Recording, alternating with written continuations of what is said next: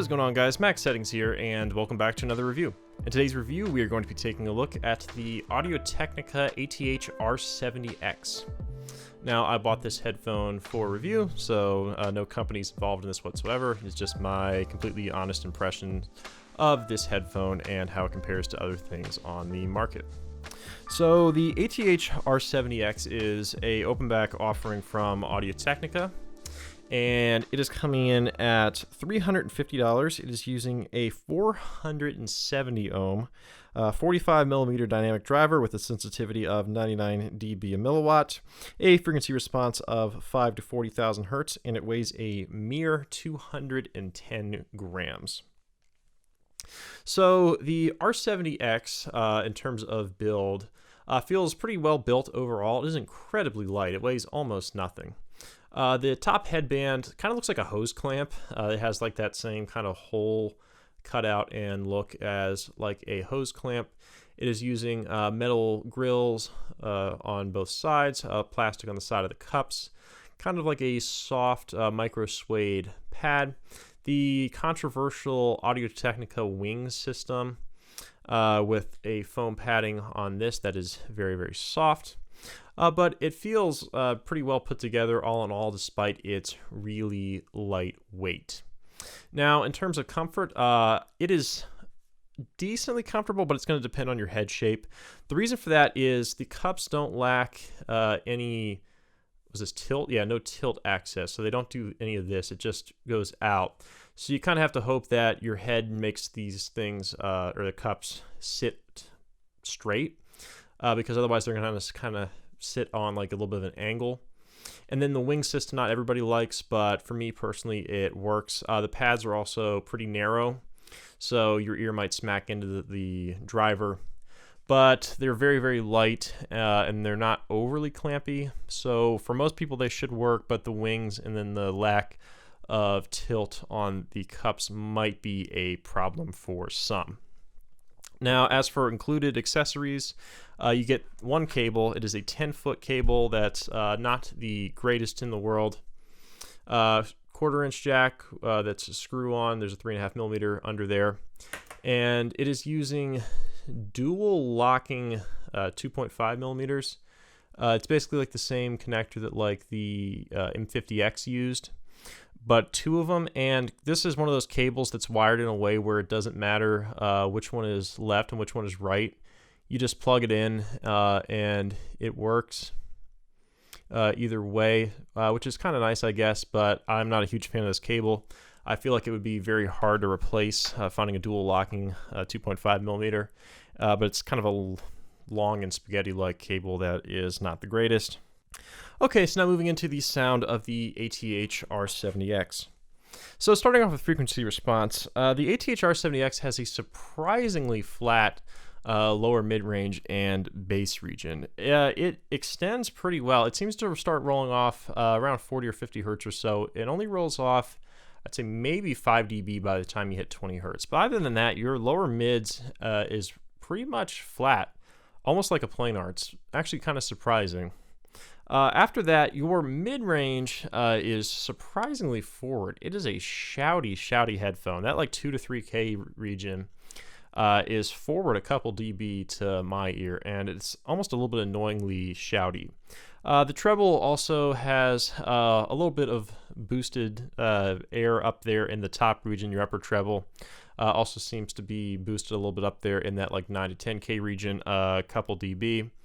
But and it has a decent amount of air all in all. So frequency response overall is not too bad. Is a little bit interesting, especially given what it is. So then let's talk about detail. My biggest qualm with this headphone is the detail.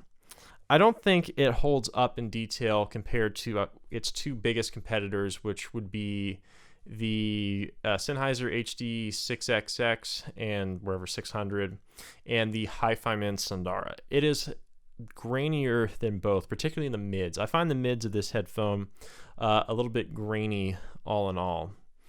And the treble detail is all right. It's nothing spectacular, but the mids just come off as a little bit grainy and harsh to me.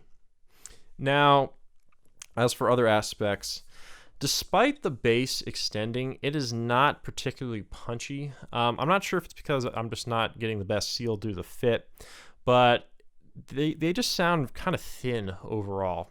You definitely hear the extension versus like the 6XX, but it just does not have as much slam or punch as the 6XX does, despite the roll-off. And that combined with the forward mids just makes them sound kind of thin and a little bit shrill. And it's just not the best sounding thing in my opinion. The timbre is a little bit metallic. Like I said, it's a little bit grainy. Soundstage is actually pretty decent. It is, I'd say, average to slightly above average.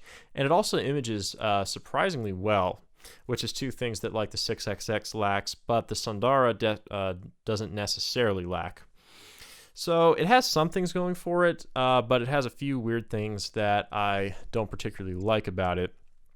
And as I mentioned before, its two closest competitors being the 6XX and the Sundara.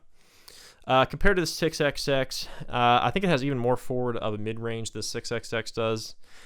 It's brighter than the 6XX. It has better bass extension, but it sounds a little bit thin to me and a slightly shrill.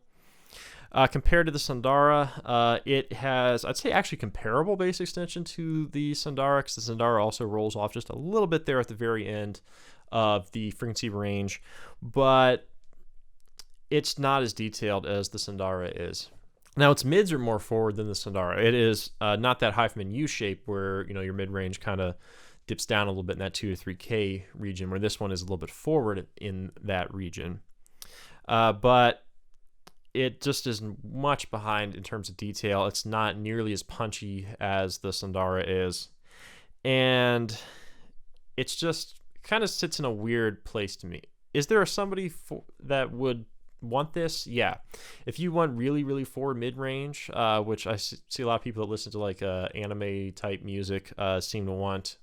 If you like really, really forward mid-range, this could be a decent choice for you, or if you're very, very sensitive to weight in headphones, because it is incredibly light. But for me, I just really don't see, I wouldn't personally take it over the Sundara or the 6XX. It just sounds a little bit too thin all in all for my liking, and a little bit too mid-forward and shrill. But it's not terrible by any means. It is just, I just don't see why you would necessarily take it over 6XX and Sundara unless you want really, really forward mids. But anyway, guys, I hope you enjoyed my review of the ATH-R70X. Links of where to buy this in the description below, as well as my Twitter, my contact email, and all other relevant information. But anyway, guys, I hope you enjoyed the review. Look forward to seeing you in the next one. Bye.